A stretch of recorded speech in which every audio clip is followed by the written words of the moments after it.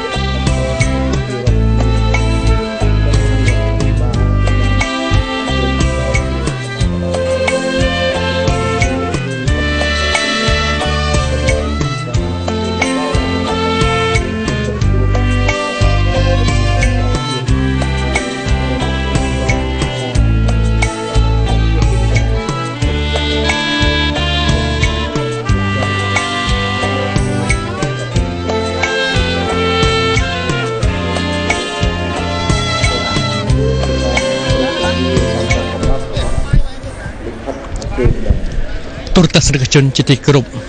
ថ្ងៃនេះថ្ងៃអាទិត្យ4រោចខែពិសាឆ្នាំខាលទស័កពុទ្ធសករាជ2554ត្រូវនឹងថ្ងៃទី2ខែឧសភាឆ្នាំ2010គឺជាទិវាមួយប្រកបដោយអភិលក្ខតសម័យដែលគ្រប់ស្ថាប័នរដ្ឋទាំងព្រឹទ្ធសភារដ្ឋសភារាជរដ្ឋាភិបាលព្រមទាំងមន្ត្រីរាជការគ្រប់លំដាប់ថ្នាក់ប្រជារាស្ត្រនៅទូទាំងខេត្តសៀមរាបបានមកជួបជុំគ្នាយ៉ាងច្រើនកុះករនៅឯទីលានជលដំរី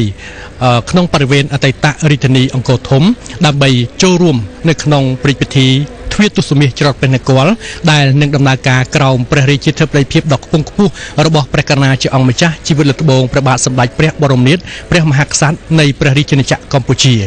នៅក្នុងឱកាសដ៏វិសេសវិសាលឧត្តមនេះទូរទស្សន៍ជាតិកម្ពុជាមានកិត្តិយសធ្វើការផ្សាយផ្ទាល់អំពីទស្សនវិជ្ជាទាំងស្រុងនៃព្រឹត្តិពិធីទ្វារទសមាសច្រត់ព្រះនគរដើម្បីចែកជូនដល់ប្រិយមិត្តទូរទស្សនិកជនទាំងនៅក្នុងនិងក្រៅប្រទេសបានទស្សនាស្វែងយល់ដូច្នេះដើម្បីជ្រាបច្បាស់ថាតើព្រឹត្តិពិធីច្រត់ព្រះនគរនេះនឹងដំណើរការប្រព្រឹត្តទៅយ៉ាងដូចនេះនោះយើងខ្ញុំសូមគោរពអញ្ជើញទូរទស្សនិកជនទាំងអស់តាមដានទស្សនាតាមរយៈការផ្សាយផ្ទាល់របស់ទូរទស្សន៍ជាតិកម្ពុជាដូចតទៅ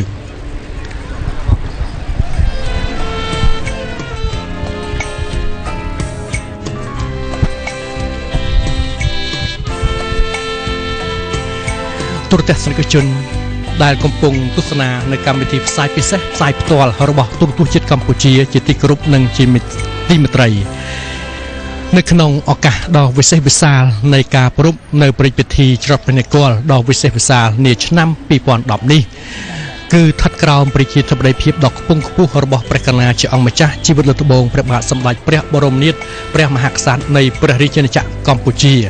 ហើយការប្រពៃព្រឹត្តិពិធីដ៏វិសេសវិសាលនេះត្រូវបានគណៈកម្មការយើងបានរៀបចំ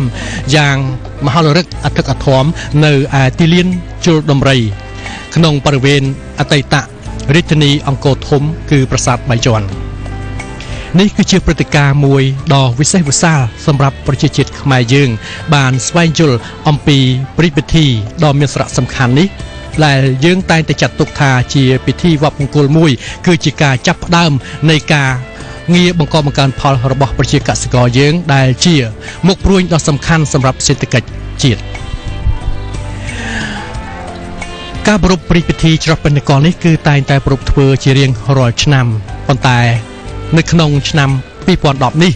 គណៈកម្មការបានរៀបចំនៅឯទីលានជលដំរីក្នុងបរិវេណអតីតរាជធានីអង្គរធំគឺដើម្បីជាការទាក់ទាញនៅភ្ញៀវទេសចរជាតិនិងអន្តរជាតិក៏ដូចជាដើម្បីលើកតម្កើងនៅព្រះរាជប្រវេណីដ៏ថ្កឹងថ្កានរបស់ព្រះមហាក្សត្រយើងដែលតែងតែប្រារព្ធធ្វើជារៀងរាល់ឆ្នាំ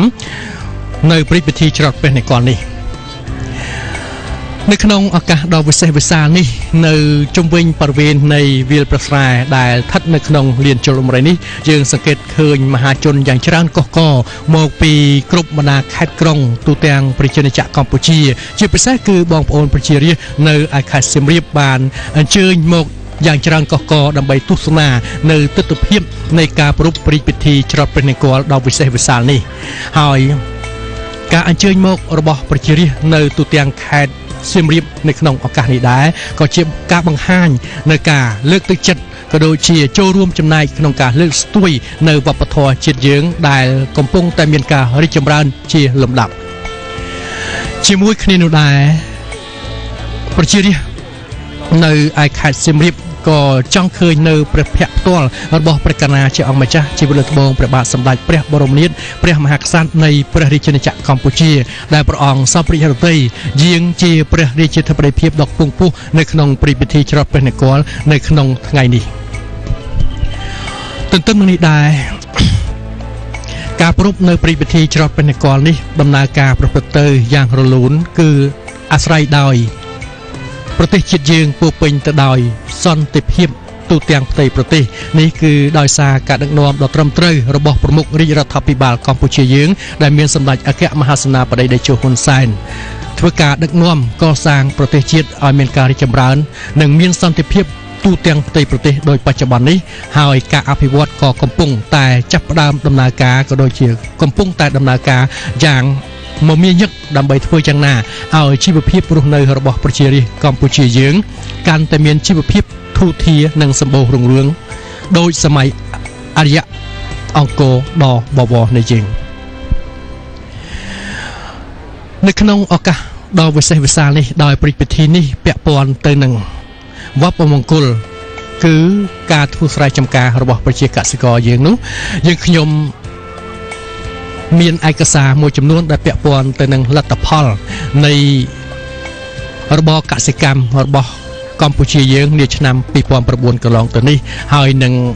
ប្រវត្តិមួយចំនួនដែលពាក់ព័ន្ធទៅនឹងព្រឹត្តិពិធីច្រត់ព្រះនង្គ័លនេះហើយអ្នកស្រីកុចមេរដីនឹងជម្រាបជូនទូរទស្សនិកជនបាន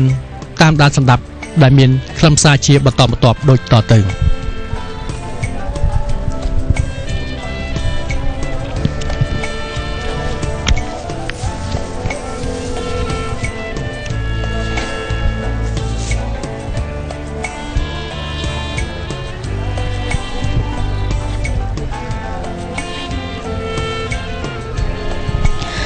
លោកស្រីទូរទស្សនិកជនជាទីគោរពនៅពេលនេះលោកអ្នកកំពុងតែទស្សនាការផ្សាយផ្ទាល់របស់ទូរទស្សន៍ជាតិកម្ពុជាទាំងក្នុងនិងក្រៅប្រទេសនៅក្នុងព្រះរាជពិធីច្រត់ព្រះនង្គ័លដែលជាព្រះរាជប្រវេណីមួយដ៏សំខាន់ក្នុងបណ្ដាព្រះរាជពិធីទ្វារទសមាសប្រចាំឆ្នាំ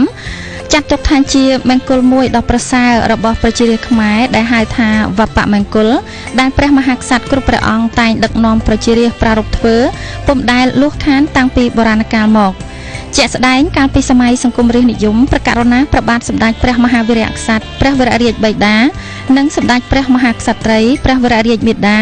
ស្ដេចទ្រង់សពព្រះរាជហឫទ័យយាងច្រត់ដោយផ្ទាល់ព្រះអង្គនៅតាមបណ្ដាខេត្តក្រុងមួយចំនួនដូចជារាជធានីភ្នំពេញខេត្តកណ្ដាលខេត្តកំពង់ចាមខេត្តស្វាយរៀងខេត្តសៀមរាបខេត្តកំពង់ស្ពឺខេត្តតាកែវឡាក់ព្រះរាជពិធីនេះប្រព្រឹត្តឡើងដើម្បីជាមង្គលឧទ្ទិសដល់ការធ្វើស្រែចម្ការឲ្យបង្អុរទឹកភ្លៀងបរិបូរណ៍តាមរដូវកាល